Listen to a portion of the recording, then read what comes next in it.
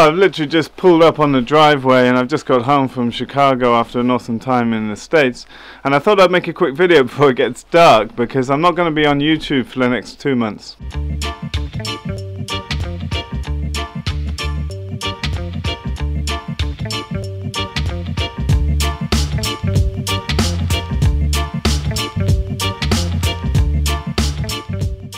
So this is just mostly a little update video for our viewers to just let you know what's going on. I've just been in Traverse City at the Michigan Small Farm Conference and spoke for 2 days, extremely jet lagged, and apparently I killed it. Not quite sure what I think of that as a statement, but apparently it was well received and I had a lot of gratitude from people there, and I really appreciated meeting a bunch of you. I know some of the people that follow us here on YouTube and a whole bunch of other people, and it was really great to meet some of the holistic management crew out there, and yeah, it was inspiring. I really enjoyed it and I was really glad I made it out there. Similar weather to here, so it felt quite homely. But now I'm back and I've set aside the next 2 months on my schedule to write this book and get it done. So I'm really closing off to the outside world as much as possible now.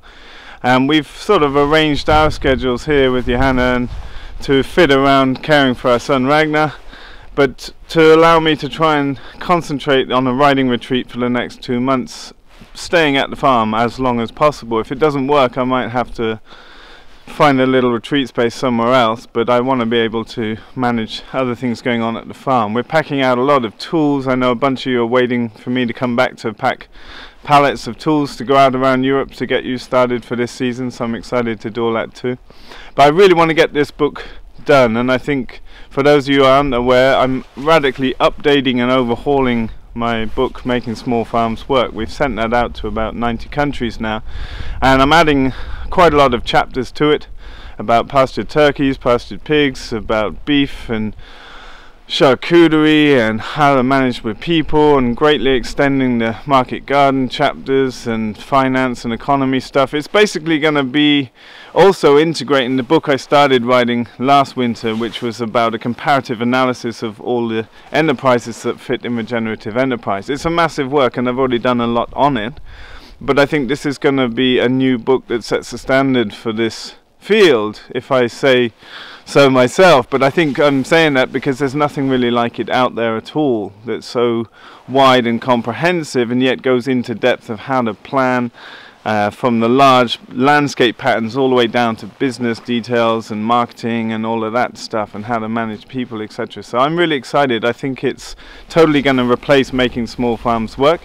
And I've been talking with some publishers, but I'm erring on the side of self-publishing again, because one thing I will share openly is that I feel like the publishing industry hasn't moved on a very long way, and social media has totally changed the way the world works with communication, etc. And from my little snowy village in the middle of nowhere in Sweden, I can reach people all over the world through this channel and through our other activities. And I don't have a especially large following, but it's never been my intention. My intention is to put information out for the niche group of people that really want what we are sharing.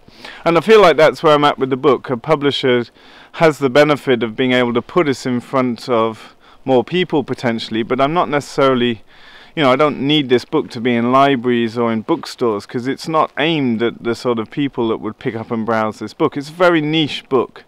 And I've got a lot of author friends, some of the most well-known authors in the field, and I'm not so happy with the economy of going with a publisher. It used to be that you had to go with a publisher, or if you self-published, it was seen as because you couldn't get published, but that's no longer the case at all. And I feel like the contracts I've been passed in the past are just look really bad economically, and I know many of my author friends have felt a bit hard done by with the returns they get on their book, and so having had such great success self-publishing Making Small Farms Work, I'm come back round to thinking I'm going to self-publish that again. I might run a crowdsourcing campaign to get the print run cost together as it's produced, and I don't think I'm going to be reprinting Making Small Farms Work. That's available as an ebook always, and that's in the links below, but I don't have any hard copies anymore, and I don't think I'm going to get it printed, because I'm aiming to have this book finished and edited by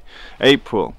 and it's a major work, so I hope to get that done, and I'm still open to talk to publishers, but they would have to radically rethink the way that they traditionally make contracts, because quite frankly it's, you know, there's a lot of money being made out of authors who are not getting fairly compensated, in my view, because I know what shipping costs and I know what marketing costs, and I know, you know, I've seen it from both sides, and I'm very happy that I self-published, and I feel like I want to speak more openly about that, and if I self-publish again I probably will, because I feel like it's something that's not talked about. And you know, we're well known now for talking about numbers and facts and figures, and that's what people need. And I think same with authors, you know, a lot of people sign contracts that they haven't really put into a spreadsheet and really looked at closely, or they don't realize that there's an alternative pathway. And yeah, you know, I'm just up for open discourse, and I feel like it's still shaded in a bit of secrecy in that industry, and I don't, yeah, there's elements of that I just don't appreciate. So anyway, that's a bit of what's going on for me. You can let me know what you think in the comments below, and let us know if you're excited to get a copy of the book. I'll probably offer some kind of perks for a crowdsourcing campaign. Just to get a big shipment printed is, you know, it's a big financial outlay. But yeah, my next 2 months is just writing, basically, and so I hope to just be head down and get that done. And it's a lot has already taken place, but there's still a lot to do. I'm probably halfway through, I guess.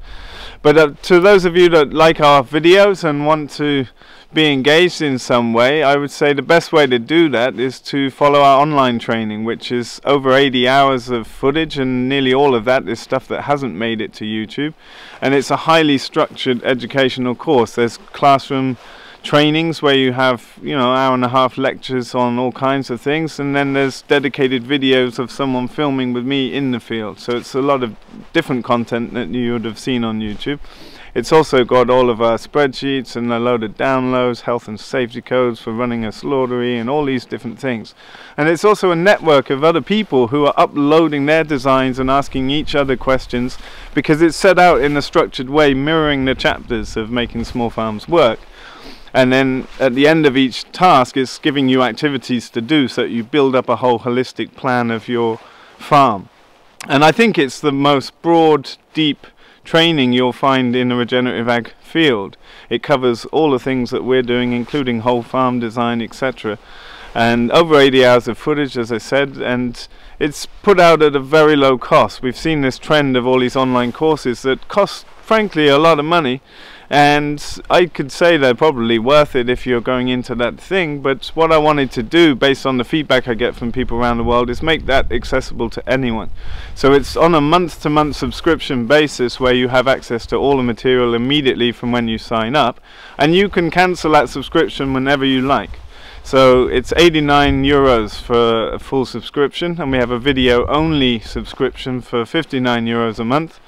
But that doesn't have any of the downloads or the questions and answers. And one thing I'll add there is I'm thinking to up the question and answers to twice a month, every fortnight. So the next one's coming up soon, and I'm thinking to add a lot more live interaction on that course. So I won't be doing that here on YouTube for a while now, as I knuckle down and finish this book, hopefully. But I will be interacting with people there. So if you haven't looked at our online training, it's definitely worth a look, and I'd say you'll never find a better value and way to access so much dense information in a highly structured and organized way. So I hope to see some of you in there. That's it for now. I'm going to knuckle down and pack up tools and then put myself into the studio and start writing again. But I'll keep you updated in some kind of way along the way. Thanks so much for your support, folks. I really appreciate it, and great to meet those of you out in America. Looking forward to try and organize a tour in America maybe next winter or some other time, to spend a much longer time doing deeper trainings, because that's my passion, is really sharing intimate information. And it's great doing conferences and meeting people and firing people up, but I love to do long form, much deeper training. So people want to start thinking about US tour, Canada tour next winter, and want to host us for a training, then you can be in touch, and I'll see the rest of you on here some other time. Thanks so much for watching. Check out the show notes below. We'll see you in the video soon.